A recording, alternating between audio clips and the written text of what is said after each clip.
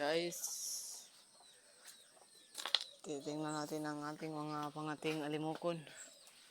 Ito ang aking pangating bailan. Yan. Sobrang laki ng boses niya, guys. Hindi pa kayo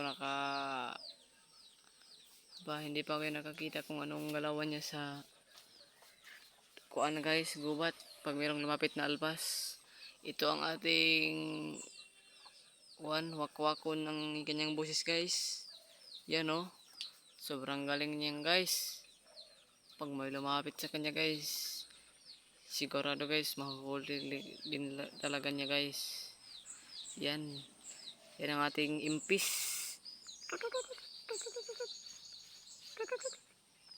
Yan. At ito pala, guys, ang ating export ng katiang, guys. Yan. Yan si Mutmut, guys. Yan.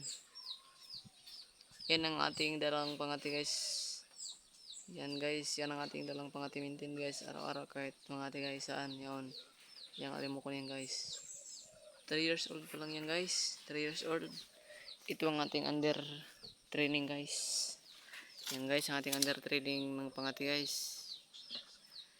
Hindi pa yan natin, guys, hindi pa yan nakakahuli, guys, kasi bago pa lang yan, guys. Hindi ko yan talaga yan, guys, dinadala sa gubat. Baka otro, guys, maka sit up, maka punta tayo sa gubat. Ito ang ating dadalhin.